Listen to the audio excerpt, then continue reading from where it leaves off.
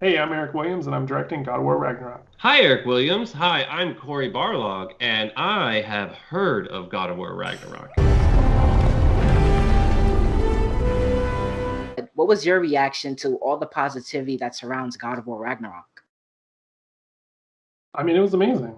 I I Hmm. didn't really know how to deal with it, to be honest. I didn't even watch the event till later on that night because I was so worried. I was like, oh, what if they don't like it? So I just kind of ran away during the day and waited till later to see it. I got the most text messages I've ever gotten on my phone before. People super hyped, and it was awesome. And you seeing your guys' reaction videos, and then the stuff that came afterwards and all that. It's amazing. But I was really excited for the team. The team Hmm. has put so much into this, through the last few years, and following up the last game is no easy task. And so getting watching all their little things like, that was my little thing I did in the trailer, or this, or all that kind of stuff was super awesome. And I'm just super happy for them, and everybody. This is their first, some people's first trailer that they ever got to put out. So getting that kind of reception is absolutely amazing. So yeah. Yeah, Hmm.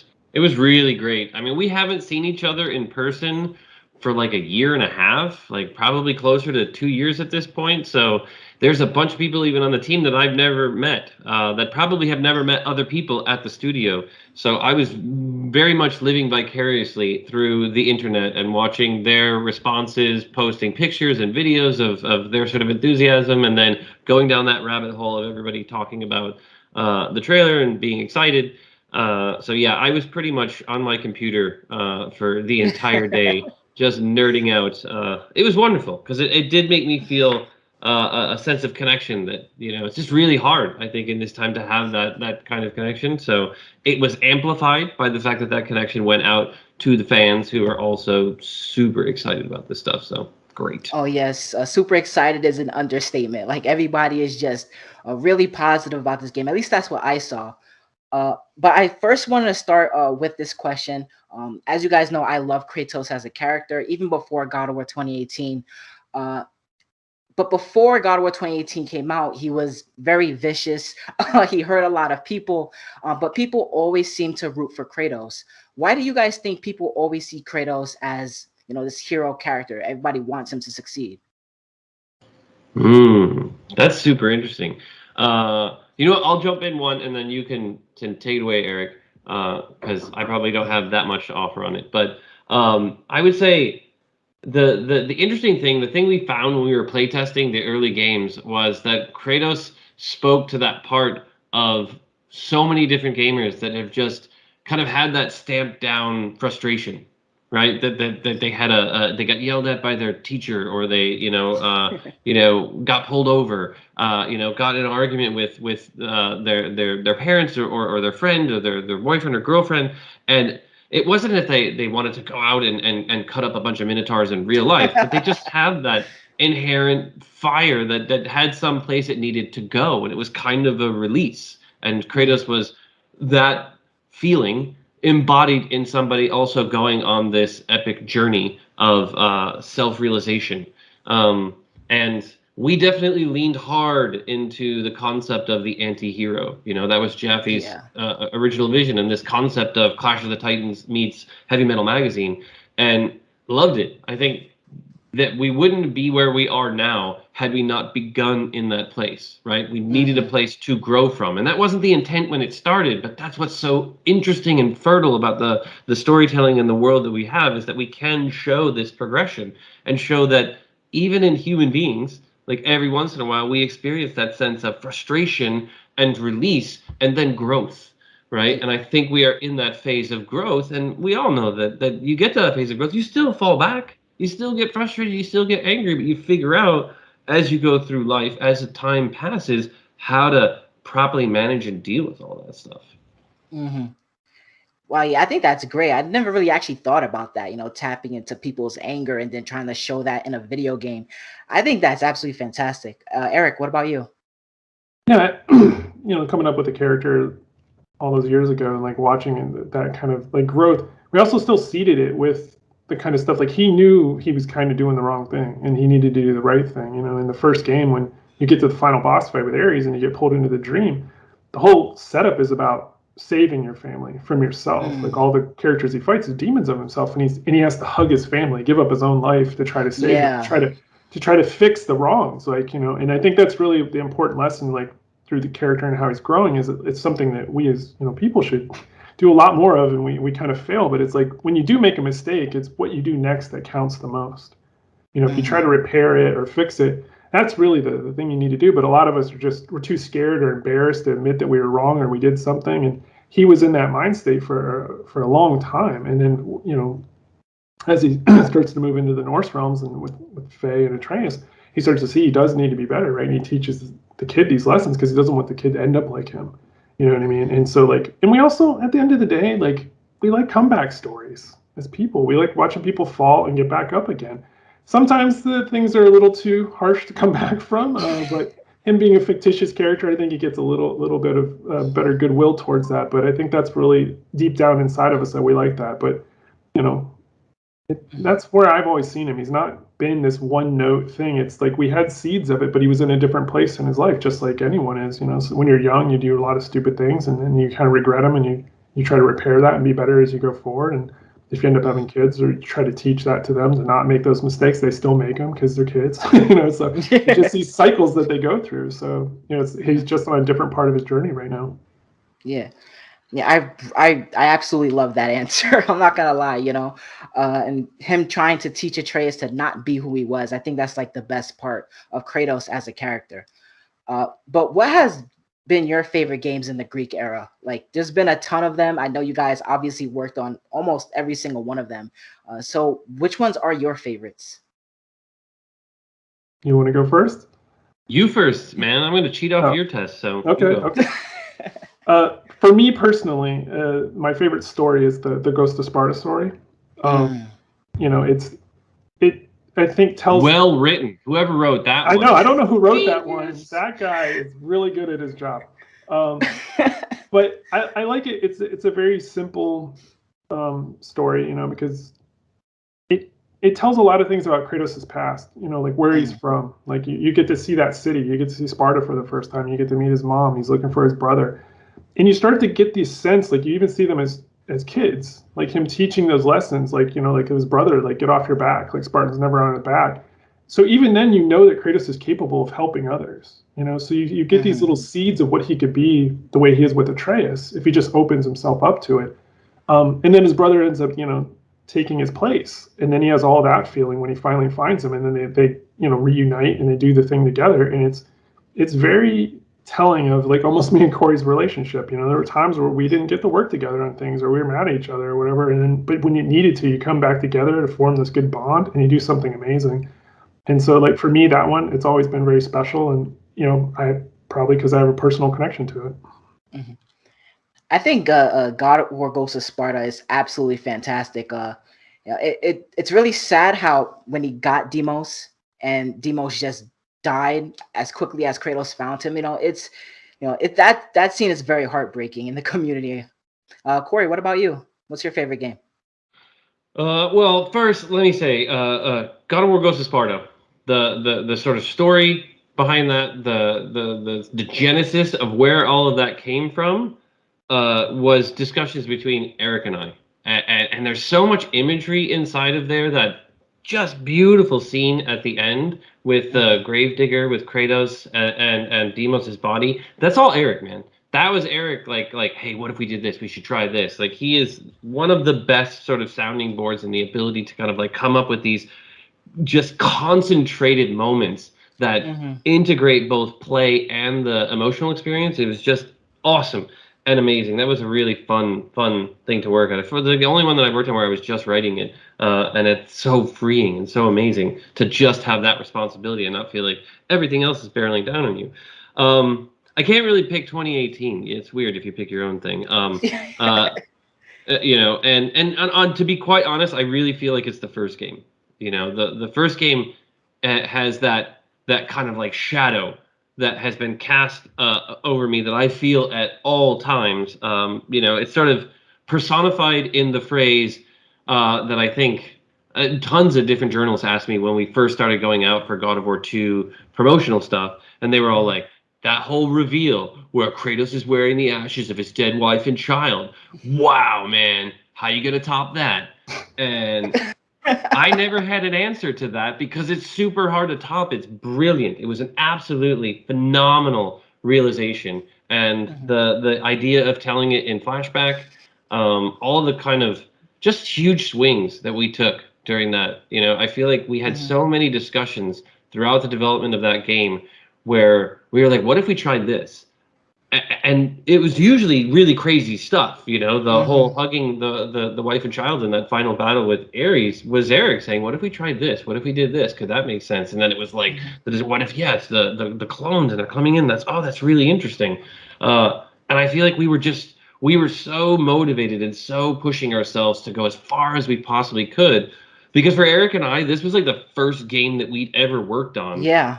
That we legitimately thought, hey, people might actually like this.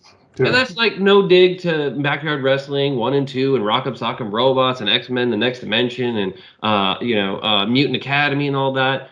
But, you know, we have no illusions that we were making those games to kind of keep the doors open for development. These were games that were done in 6 months, 9 months, and 12 months. They were just hard, difficult paths to get to the end, and a lot of sacrifice of, well, it's got to get done at this date, so you just ditch a lot of stuff. This was the first time that we had somebody in charge that was fighting for, no, we need more time, we need more people, we need to get this done, we need to try this. So every cool thing we could imagine, there was a very real possibility we could realize that. And honestly, that's just so incredibly special to me, that entire experience, and that what it ended up being and what it kind of started, right? Because otherwise I'd just sort of be this complainy bastard who isn't doing anything because, you know, I'm making games that I wasn't happy with. This truly gave me an actual career. Yeah. The legacy of these games, I think, are absolutely incredible. And Erik is right there alongside you guys as well. And it's really cool to see him take all those ideas of the past and actually bring them over to God of War Ragnarok, which I think is amazing. Speaking of God of War Ragnarok, I would like to ask some things about it. Some things that we all have been talking about because of the trailer. And the first thing I want to talk about is the Guardian Shield. There are moments in the trailer where it has a different design and Kratos is doing different moves with it that we didn't see in the previous game. So will the Guardian Shield be more customizable, and in what ways? Well, first off, good eye that you noticed that. We were trying to keep that a little like under the radar, but you know, can't sneak anything past you guys. It's you know, I don't want to go too deep on it, but yes, there are different shields and they have different defensive options and abilities. And the reason why we're doing this is we really want to open up the expressive choice to the way that you build your Kratos, like the equipment and loadout and things like that. So all the way down to the defense, you can, you know, kind of play a little differently, and then enemies know how to respond to that or force you into these different situations where you need to use different things. So I think it'll be fun for players to explore that, but also just kind of like we want it to be more expressive, where you know your choices matter when you set them up. I think that's great. Because we've seen so much new stuff in terms of combat in this game, new basic attacks, rune attacks. Atreus is riding a stag that he summoned and ramming into enemies. He looks like he's having the time of his life. So I think that new moves with the Guardian Shield is great. Another question that a lot of people in the community have was how is Freya's impact going to last throughout this game? You know, she seems pretty upset in God of War Ragnarok, and we just want to know, like, what is she going to, like, how is she going to impact the story and all of that? I don't want to say too much, you know. Yeah, of course, I don't want to spoil things for anyone, but the big thing is like to remember what she said at the end of the last game, right? I mean, she put her stake in the ground. She said, "I'll rain down every agony," right? Like every violation imaginable. Like she's got some problems with Kratos, so that's going to have to get aired out, you know. So we'll just have to wait and see how that comes. And the community, they're like pretty split because everybody loves Freya as a character, right? Everybody loves like what she did with Kratos, how nice she was, how much she helped us. So to see this character in this state where it's like her only goal is to destroy us, I don't know. I just can't wait to see where her arc ends up. It's such an exciting part of storytelling to be able to develop a character, elicit that kind of response from the community, but also be able to put in that consequence of choice. And Kratos' choice was hard, and it was hard because the consequence is hard to deal with. And I think it is so exciting to be able to have that, so that it doesn't feel like we didn't wrap it up in the last game with a pretty little bow. We left it with, wow, okay, that decision was difficult. Kratos felt he needed to do it. And, you know, in my mind, I feel like there has to be a small scintilla of a place in Freya that understands that, but to be able to find that place through all that cloud of rage is hard, man. It's hard, and it's going to be really interesting from a sort of world and storytelling point to see what happens. Yeah, like I don't know, man. I think that it's really sad. Again, like you said, like it's really hard, like what she went through. But it is very similar to Kratos' origin story as well. You know, with the pain and loss, and having all this translate to Freya is, I think, one of the most exciting moments about the next game. One of the most other important characters who I absolutely love is Atreus, or a lot of people in the community now is just calling him Loki. What can you guys tell us about Loki's eventual growth in this world as he's trying to figure out who he wants to be as a person? Well, we're not going to tell you anything today, obviously. Okay. Damn. Great interview. That was a good one. You almost got me. But I will say this, you know, the split between Atreus and Loki, that's like a real thing. That's, you know, something that I think we all go through, like who we're going to be as we start to grow up at that age. And he's got, you know, double duty to deal with, because he's got, you know, he's his father's son, his mother's son. And, you know, he can't ask questions to his mother, unfortunately. And his father can't answer those questions. And that becomes a very difficult thing. You know, if you as a parent, you want to do nothing but explain things to your kids and help them and teach them and grow. And when you don't have the answers, you feel helpless. And, you know, these are problems that Kratos can't beat up. He can't beat up answers and questions. Like, they're just like, he has to wrestle with them and try to figure out a way to do this. And that's difficult for him. And it actually makes him grow even more, right? And so, yeah, it's going to be fun to watch that relationship. One thing I really wanted to ask, like, I'm not going to waste this opportunity. As you two have directed a ton of games, when you're going through the process of directing a game, are there influences of past directors, especially ones that worked on the same franchise as you? How does that travel with you through all of these years as you're now making God of War Ragnarok? You know what? I'm glad you asked that question, because it's something I think that gets overlooked. You know, we do change directors, and all of them started in-house. You know, I worked with Dave, obviously, on the first one, and I learned a lot from him. He had a very, like, what if kind of design mentality. It was like, what if this? Like, and it'd be really, like, weird, two different things that don't seem like they go together. And he would push you to try to figure this stuff out. You know, it's like, what if you just push the buttons and the combos come out random? And it's like, well, I don't know if that's going to work, Dave. He's like, but it gets to how Kratos' mind is. So he would think about things in a different way. Didn't always translate to gameplay, but that gave us something to go after and chase, to then try to get to that place where it did feel like that. You know, so I always appreciated that about Dave, that he's willing to push boundaries and connect dots that maybe not others could do.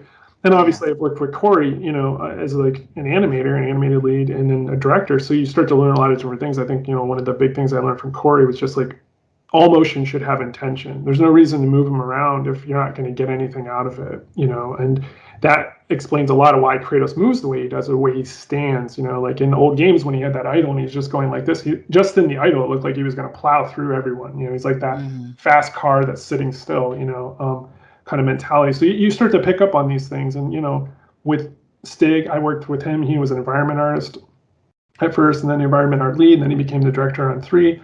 You know, but what I learned a lot from Stig was kind of almost the same thing from Kory, but from the world point of view. All Stig's levels seem to always breathe and live. Even if you weren't moving, you could just stand still, but you would always see something. Like in Atlas level, you'd see like the eye looking around. Like he always had these little touches that made the worlds feel alive, and you didn't need to move around to see something happen.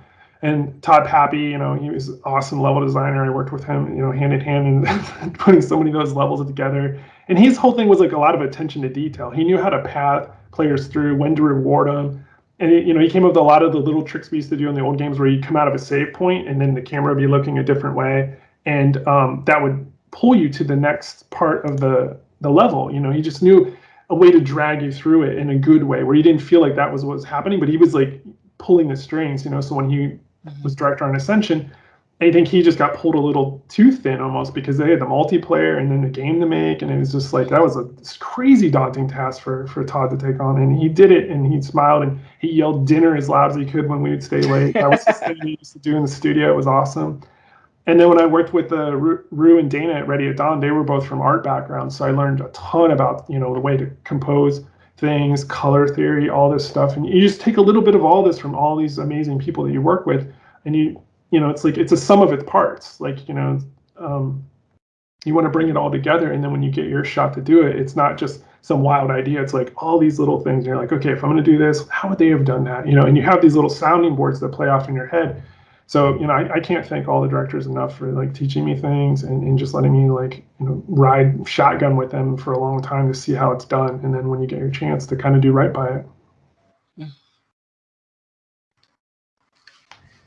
I think that was such a great way to explain everything, you know, going through each of the directors. I had a moment there for a second. I apologize. Corey, what about you? Did you have those same feelings of working on God of War 2018? Yeah. I mean, you have that sense of legacy, that feeling that, you know, many have come before you and taken the story in their own directions, and you want to be able to kind of respect these undulations in the sort of path of this character.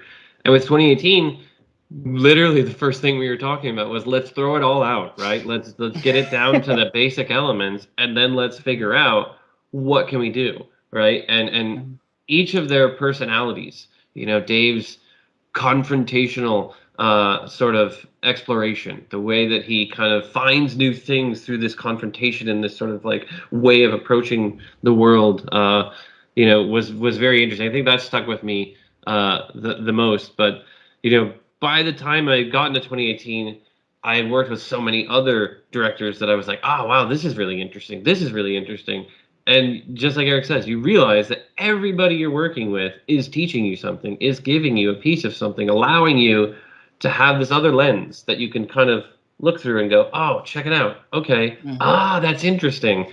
And that's, I think it really is, it's like the toolbox, that the more people that you get to work with that do the thing that you do really shapes you as a creator and allows you to find your voice. Right. So that even though you're taking these lenses that they've given you, these are really just, you know, tools. The Sam Mendes did these great sort of like 20 rules for directors. And there is one quote within that is fantastic. And it is find your own unique way into the story. If you didn't write it, then find your own unique way in. Make sure that you are the reason that this is getting made. And that's not some egotistical way. It's simply saying if you just make something rote verbatim, and it doesn't have any sense of you, of humanity, of your truth in it, it doesn't resonate. It feels a little bit static, as opposed to dig deep, right? Face the things inside of you that you don't like about yourself, or the things that you wish were different about the sort of immediate world around you, or the relationships that you have. These are the things that start to color and create your own unique vision. And I feel like I'm still learning all of that. So it's, you know, on the path. In about 100 years, I should be fine. When I'm a sort of a robot, right, with my brain in the inside the robot, I'll be like, dude, I think I finally get it. We'll be making like God of War 184. Like, I think I cracked the code this time. Well, it's been a pleasure talking to you both, both Corey and Eric. Eric, I'm so happy that you're the director. I really feel like, you know, God of War Ragnarok is in very good hands. So thank you so much for talking. I'm sure thank you so much, agrees. Sir. Yes, thank you, John. This was awesome. Yeah, definitely. Do you have one more selfish question that only you want to know? Ooh, do it. I get to ask anything at all. Go for it. I can't promise I'll answer it. Okay. How is Kratos immortal? See, that's a mic drop, and we're not going to answer that. There you go. Here, I'll answer it. It's totally okay. good. Here we go.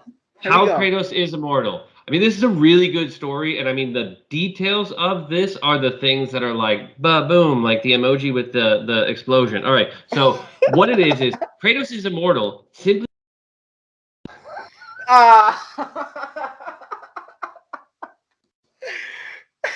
You didn't see that coming? I did not see that coming. And I mean, that is insane, Oh. right? Like, that's what I'm saying. It's realizations like this that make you proud to be a storyteller, proud to be part of this community. And I hope that all of the people who are now, sitting, laying on the ground probably out of amazement, realize what goes into these things. Man. You both are absolutely amazing people. All right. That's all the time I have. Thank you guys so much. I really do appreciate you guys talking to the community like this. Awesome. Absolutely, Thank you, man. Thank you. Bye. Bye.